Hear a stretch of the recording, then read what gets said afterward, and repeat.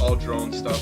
This is something new. I've got bit hard by the spinner bug, and I've seen so many different spinner reviews out on YouTube. I just had to do something that was original, something a little different. So we're going to try something new today. Big thanks to Minnesota Drone Connection. Let me use his amazing set here. All sorts of cool stuff around us. Lots of money surrounding us. Hopefully you guys enjoy the background. He also provided us with some really cool grenades. We're going to see if Rotoblade's creation can survive the blast. So stay tuned for that. Not clickbait, I promise. Anyways, so we're going to get to it here. This is it. This is the Rotoblade Stubby Spinner. This is all copper design, this one that we got today. You can see just after a day of playing with it, I'm already starting to get some patina on it and things like that. There is some wobble, but we're going to get into all these details in just a second. I just wanted you kind of guys see how it looks in my hands, see what it looks in a full scale kind of image. So let's get into it. Let's see what it looks like up close and personal. Alright guys, so let's go ahead and check this thing out in action. We've got it spinning here already. It's been spinning for 10 minutes already. I shit you not. No, that's not true.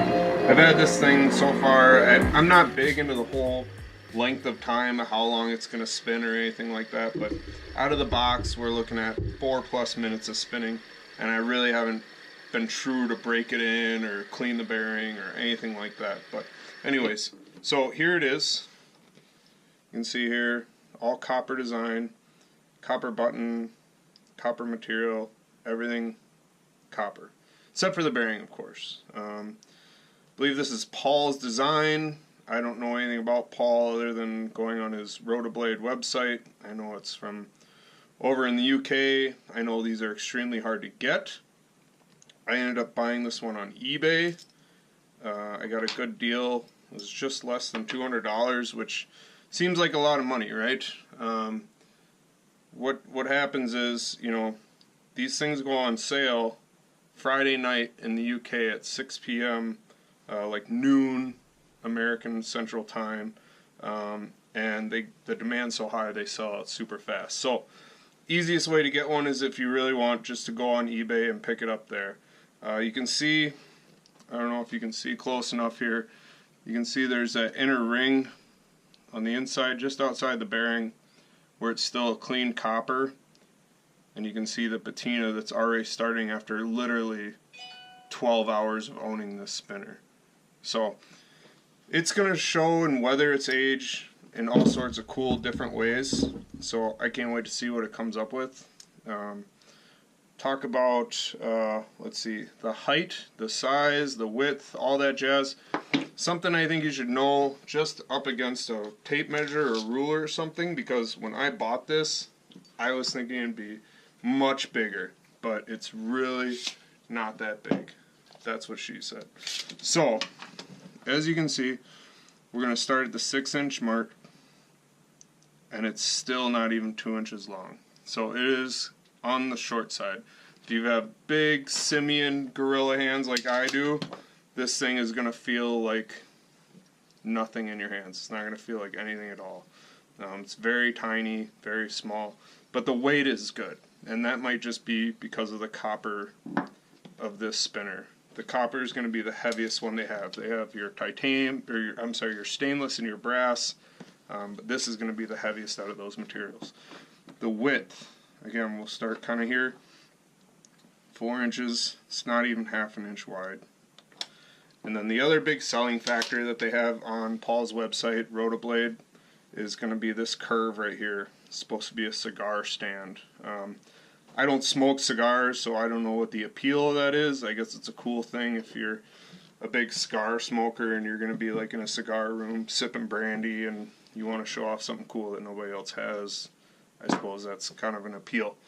Some other things we'll talk about is the bearing. So we'll unscrew this cap again, threaded insert. This is the bearing. The nice thing about this bearing, and I've already owned a like a cheap Amazon spinner, and the bearing was a hybrid ceramic, and it didn't go, the balls didn't actually go all the way around the bearing. This I believe is an R118 bearing, and the balls in the bearing actually go all the way around the bearing, and there's no play to it. There's very little play, I should say. That hybrid ceramic I had, it was so wobbly, it felt really bad when you'd spin it and try to change direction of plane that it was spinning in. So it's a little bit tighter on this one. It's kind of a lot nicer in that regard. The flush, it is flush with the body. The bearing is pressed in. I don't feel any hot spots or anything like that as I rub my finger across. They did a good job of fitting that bearing in however they do it. I'm assuming a CNC machine of some type. Some other things to talk about is going to be cleaning that bearing. They do have a couple of YouTube videos on Rotoblade's website telling you how to keep that bearing clean.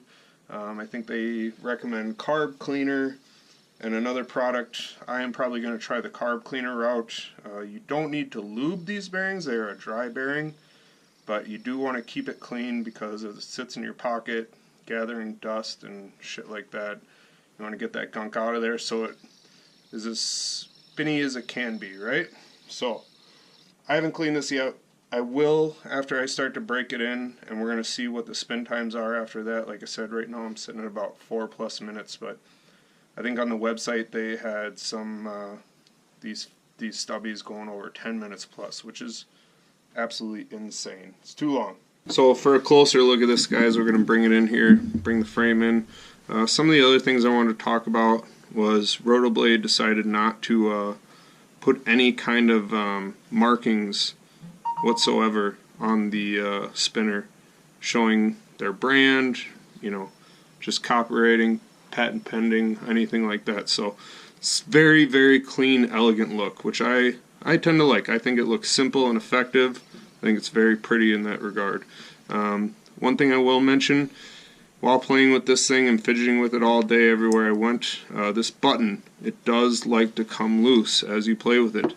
I highly recommend, which is what I plan to do, is dropping just a dab. We're talking a toothpick size drop on these threads of some blue Loctite. I wouldn't go red, I'd go blue, and that way this will stay tight for you as you play with it throughout the day and get your fidget fix on. Okay. Some other cool features of the, you see this little pen dot here. If you want to try some balancing acts on a pen, impress your friends, things like that, you could do that. What we're going to do for you today is not balance it on a pen. We're going to do something no one else is doing. We're going to balance it on a grenade, okay? And then we're going to blow this thing up. We're going to see if it survives. We're just going to see how well it really is made. And as you can see, oh, it will balance on that grenade. We're going to get it straightened up on this grenade a little bit better. Now, we could do a timed out thing where it's going to blow up right as it stops spinning, but who has patience for that? What we're going to do is we're going to clear the room. I'm going to grab all the money that I got, you know, left over from buying this thing, because it's not much. Look at that, it already wants to come off. We're going to blow it up. We're going to see what happens, okay, guys? So I'm going to get the hell out of here. Thanks for watching the channel. Stay tuned. I got many more spinners to review, and we'll catch you later. See ya!